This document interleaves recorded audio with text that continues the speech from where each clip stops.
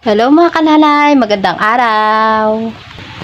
Another day, another video nga ang ating iluluto mga kananay. At meron nga ako ritong papaya, ayan. At mag-aabaraw tayo ngayon. At itong hipong lipad o yung hipon na tuyo mga kananay ang ating gagawing pansahog. Kaya magsimula na tayong magbalat ng ating papaya. Ayan, at nabalatan ko na nga yung papaya mga kananay, kaya umpisa na rin natin ang ating pagluluto.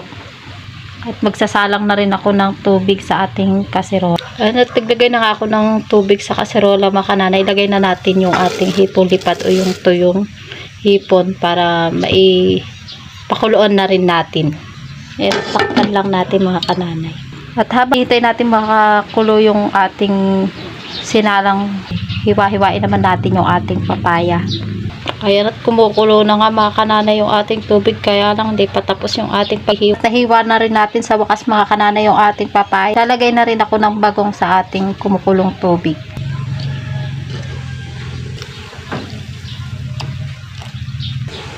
Ilagay na rin natin mga kananay yung ating hiniwang papaya. Ayan, at haluin lang natin ng konti para naman lumubog yung papaya sa tubig. Takpan lang natin mga kananay.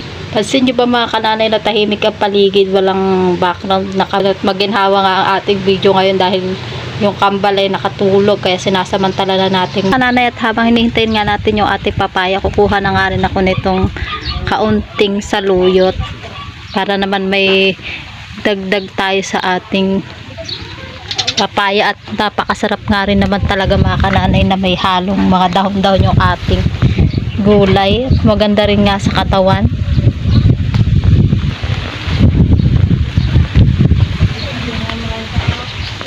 Yan, at kakaunti nga lang din naman mga kananay, kaya lalagay na rin natin to at hugasan ko lang muna para mailagay na natin sa ating niluluto. Ayan, at nilagay ko na nga mga kananay. Ito rin naman talagang kagandahan sa probinsya kapag nakatira ka, diba mga kananay, sa probinsya. Nasa paligid lang talaga yung titingin-tingin ka lang sa paligid at talagang may makikita at makikita kang ulam. Basta masipag ka, talagang mabubuhay ka rin talaga dito sa amin dahil napakarami nga namang pagkakahanap buhayan dito sa amin, tulad ng pagtatanim at arawan sa bukid mga kananay. At yun nga po ang number 1 na pinagkukunan namin dito na hanap buhay, yung pakikilusong sa bukid.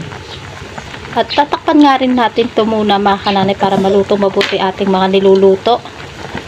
Ayan, at parang narinig ko na nga yung kambal na nagising. At ayan nga mga kananay, akala ko magiging matiwasay ang ating pagluluto, pero ayan, at gising na. It's a prank. May paiyak-iyak pa naman daw eh. At ayan naman nga, pambawi. Ayan na nga. At nagising na nga rin po yung nasa duyan, oh. Ayan, at nakangiti nga agad yung ating baby. Mukhang magandang gising na ring batang ari, ah. Ayan mga kananay, at mukhang papaya. Lalagyan na rin natin yan ng iba pang mga pampalasa. Ayan.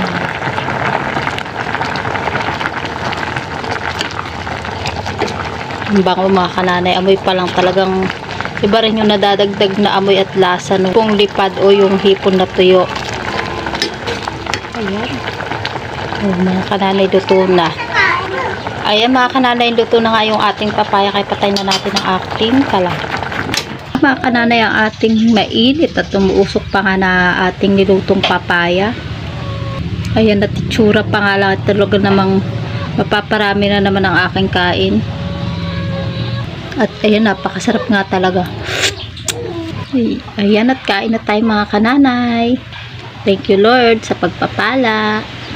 At yan nga lang po ang for today's video mga kananay. For more videos, like and subscribe. Bye bye. Thank you for watching. Pagpalain po tayo ng ating Panginoon.